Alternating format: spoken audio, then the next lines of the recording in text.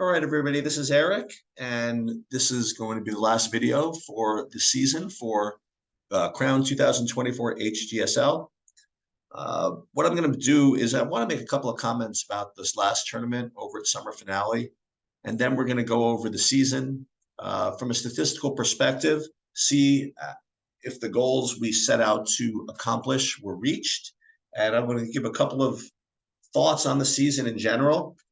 First of all, again, it was obviously I quite enjoyed tracking this team. I wish I could have been there for more. I was there for a couple of tournaments, but variance in Sheets World can be somewhat high, and at least I was able to work behind the scenes from an analytical perspective. Hopefully, my thoughts helped the team get a little bit better and help the players and coaches learn a little bit more about what's required to win these types of games. So when I asked Chris what you guys were doing this past weekend, a couple of months ago, you originally were going to go play the tournament in Virginia Beach, and then you guys changed your mind, and he said that I wanted to bring the 17s to the hoop group tournament because I really thought that I could get us some games with some of the top teams, the sneaker teams, the teams that have kids that are all playing D1, kids that are older to some degree, and just the best competition there is. And you know, Chris is always he's always thinking like that. He's always thinking, I just want to get you guys looks from college coaches. That's his goal, and he will hunt the entire country to find the matchups that will get you kids exposure. So when he told me he was gonna, essentially force Hoop Group to put him in against the toughest teams, I wasn't surprised. I wasn't surprised he did that. And while I didn't imagine you guys were going to win all four games, all I wanted to do was to see how you guys performed. And again, I've been saying this whole season that I'm not really interested in the wins and losses from my perspective. My perspective is just how you do statistically is a reflection of how you're playing. Sometimes you're just playing better teams. That's just the way it's going to be. But I have to say that of these four games, I mean, the level of play was extremely high, and it's from both teams. And I want to just show you two of the. Well, I'm going to go through all four of the games, but two of them in particular, you guys, even though you lost, you had your highest overall statistical rating of any game this season, which includes games that you played where no one was playing any defense. So you guys should be really, really proud of the way you guys played, even if the wins and losses, the wins didn't come. Let's just go in no particular order here, actually. Actually, we will go in descending order. In other words, we're going to do the least impressive games first. And this first one is the BW Elite game. This one, again, I mean, you're looking for an effective field goal percentage of 55%. And you just really are just completely inefficient. 44% effective field goal percentage. Your turnover rate was okay, 15%. We want to keep that below 20. And you did rebound the ball pretty well. I mean, 40% offensive rebound percentage is extremely strong. But as always, we're going to take a look at the shot chart and see how we did. And your shots were actually very, very good. Again, I've been hounding you guys hounding you about this whole season, and you only had two bad twos of the whole lot, which almost makes me want to cry. I mean, how good this is. Okay, so you didn't make these shots from the outside in this particular game. So as long as, again, the right players are taking them, I really have no issues with that. So let's take a look at the box score and see if that was accomplished. And yeah, I mean, you have Roddy taking 15 threes. I mean, think about this. He was 40% throughout the season, actually 42%. We're going to get there. And if he's going to shoot 15 threes, he's going to rate to hit about 6 of them, right? The fact that he didn't on this occasion, that's just variance. And think about this, is that if he just hit those 3 threes that just brought him to normal, you guys win the game. So I have no issue with your shot distribution, no issue with your shot selection. You just weren't making anything. I mean, that's just the way it is. Brandon was 2 for 6. Chike, 10 boards, pretty good. Josh, 6 for 12 attacking the rim, pretty good. Not to call you out, Roddy, but this is really it. I mean, the guy that usually hits all the threes just missed them. That's just the way it's going to be sometimes. But all you do is you put yourself in a position to be successful. And sometimes basketball gods are kind of cruel, and that's just the way it is. All right, let's move on to the next game, which was, let's look at the expressions game next. You guys lost 80-70. And however, your effective field goal percentage was pretty good. I mean, it wasn't 55, but it was 50. And you had an 8% turnover rate, which was absolutely amazing. I mean, that's excellent. That's how you stay in games like this. The opponent was just rough, man. 61% effective field goal percentage, 9% turnover rate. They weren't really missing all that much. You did do a good job of keeping them off the glass, though, which was really, really admirable. Let's look at the shot chart from this game.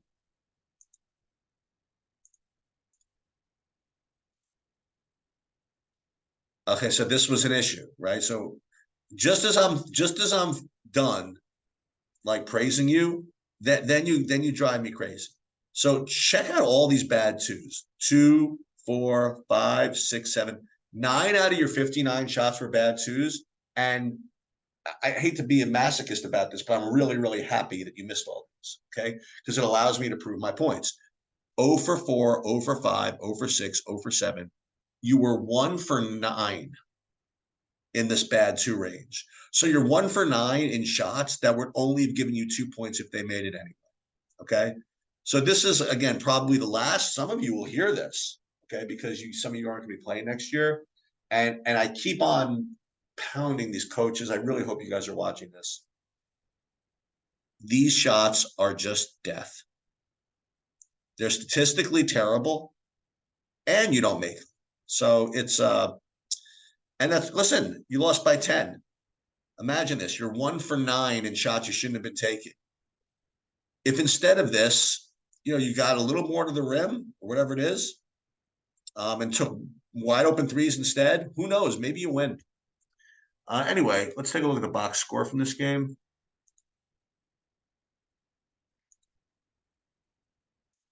Box score from the expressions game. What do we got here? We have in this one, we have Roddy 7 for 14. He did his job. What are all these bad twos? This is the deal.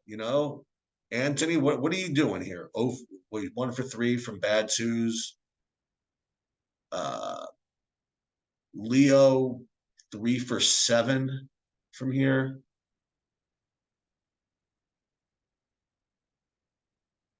And that's what happens. Okay. Nonetheless, again, this was just a shot selection issue. And if you guys had better shot selection, you might have won this game, if you want to know the truth. All right.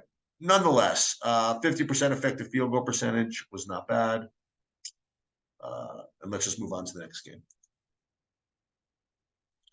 So these last two games, not in no particular order. Let's look at Philly Pride. I mean, you lost this game by 6. It is 61% effective field goal percentage against a really good team. I mean, this is awesome. I mean, this is just so good. If only you didn't have a 20% turnover rate, you would have won the game. You would have won the game.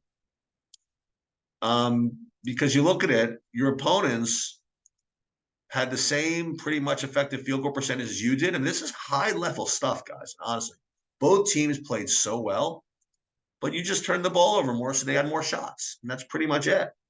But overall, I mean, this is high level. I mean, you guys should be really, really proud of this performance, at least from a statistical perspective. Let's take a look at the shot chart here. Let's see. Boy, what a surprise. Only three bad twos the whole game, and you have a good effective field goal percentage. What a surprise. Attacking the rim, wide open threes. I mean, this is a really, really good performance. Again, I know you don't want to hear it because you didn't win, but this is makes me very happy. Let's just take a look at the box score here. Roddy only even took three threes, but everybody was very, very efficient. You had Chike attacking the rim. You had Josh attacking the rim, and no bad twos. Overall, very, very nice job. Yeah, listen, you ended up losing. It's just the way it's going to be. But this is what really high level play looks like from both teams. And then the last game I tracked here was this wild game against Wildcats. This was nuts. I mean, honestly, like the you can watch the end of this game like 100 times. I didn't even know what the score was when I was first watching it. But check this out. So this is when you had Antony make the three, and then everybody forgot to play defense for the last possession. And the guy from the other team made an amazing shot to win the game. But check this out, man. This is against one of the tough teams. You guys had a 65% effective field goal percentage. I mean, you have any idea how good that is? We're going to talk about the season in a minute, but that is so high level. And if only again, like you kept the turnovers down, I mean, you definitely win this game. I mean, almost easily. So this is awesome. Um, well, and I'm not going to play the end of that game. You guys can watch it at your leisure. Now it says you won, but we know you lost, and the Huddles missed a couple of whatever. And check this out: you even had three bad twos, and you missed two of them, right? And even that's worth 1 point. So 3 for 6, 1 for 1, attacking the rim. Overall, just pretty decent shot chart here. Let's take a look at the box score.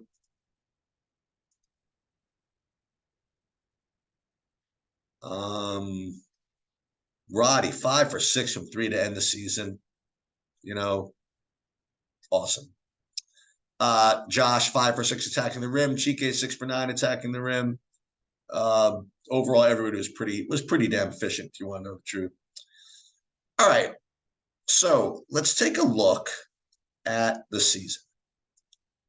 I want to do a couple of things. First, I was looking at this a little bit yesterday. So we're going to extend this to all 39 games that we tracked. I think there might have been one that we didn't get, which is actually pretty. I mean, that's damn good. You're welcome, by the way. I was able to, I think, get 39 of the 40 games you played. There might have been one more I missed, but wasn't my fault. I promise you. So what we're going to do is we are going to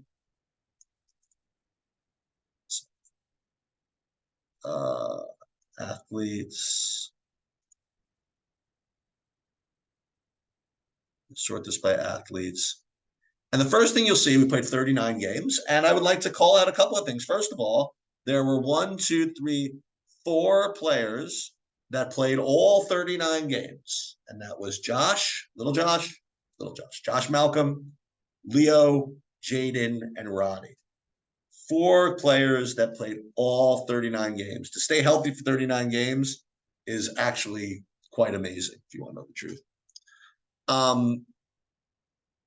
Next thing I want to do is I want to look at it from the team, and then we're going to get back to the individuals. So first, overall, you had a 50% effective field goal percentage for the whole season, which is, I have to say, pretty good. Okay, it wasn't as good as the Roddy what's his name, Roddy Ryan team from last year. But this was, and listen, you guys really didn't have that many shooters this year. To be able to get this was actually pretty damn good. I mean, I wanted you at 55%, but you know, this is pretty freaking good for the level that you guys played. If you were up at 55%, you would have won more games. I mean, you lost. What do you guys lose? 11 games, something like that. 29-11, something like 28-11, maybe it's possible. Turnover rate 15%, just where I wanted it. Offensive rebound percentage, right about 30, so not bad. Let's look at the shot chart for the whole season, just for fun. For the whole season, the shot chart. Let's see. So overall, you had 52, 83, 113, 138, 186, 236 bad twos. I wanted less than 10%. You almost did it. Okay. Hopefully, coaches, you could improve upon this for next season. Just want you to look at this for just a second. Just to illustrate my point. Okay. If you shoot 33% from three, you average 1 point per possession. So you see that you're averaging 33%. Okay. These bad twos, check this out. Your percentages in making them were worse than from three. And yet, they're only worth 2 points. Hopefully, you can just listen. I'm a math guy. I'm a stats guy. To me, I visualize this, and this is why anybody takes a bad two. It just literally it's the same as someone sticking on 15 with a 10 showing in blackjack. Okay, it just offends my senses. Okay, but if you can, as coaches and as players, and if you guys go on to coach whatever, you can eliminate this from your shots. You're going to be just so much better. All right, let's go back to the stats and let's have some fun. Let's take a look at some individuals. Here's a couple of goals that I wanted for you guys. So if you want to get 50% or 55%, whatever effective field goal percentage from three, what you have to be able to do is either shoot 50% from two or 33, well, to get a 50% effective field goal percentage or 33% from three. And if you're really sharp, you can do both. When I had my teams, I always had one or two kids that could be both 33% from three and 50% from two. Let's take a look. Let's look at threes first. For the season, Roddy was 42% from three, which is completely elite. Okay. Last year, he was about the same, as was I remember last year we had Ryan too. We had two guys over 40% from the same team, which this is why that team was insane as far as efficiency goes. And then after that, you had Brandon, who stepped it up at 35%. And then unfortunately, we had nobody over 33%. And that's why we struggled, honestly.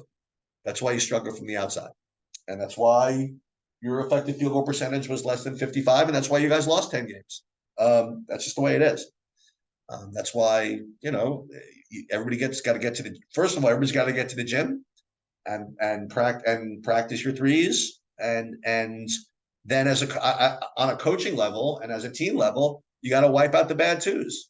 So this is what listen, Crown, you should always be just drilling at the rim and threes, at the rim and threes. No, nothing else matters. Everything else are bad. It just is. It's statistically bad. Let's take a look and see who was able to get 50% from two. That had to be a lot of people. Yeah, so Chike, obviously, Josh, obviously, Jaden, pretty good getting to the rim.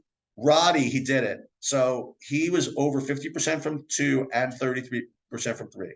You always get one kid, and Roddy did it.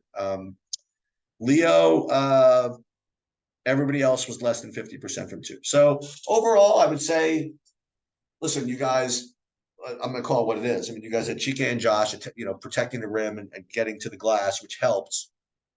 And it helped a team that really you guys couldn't shoot. I mean, Roddy was shooting and everybody else was just kind of average.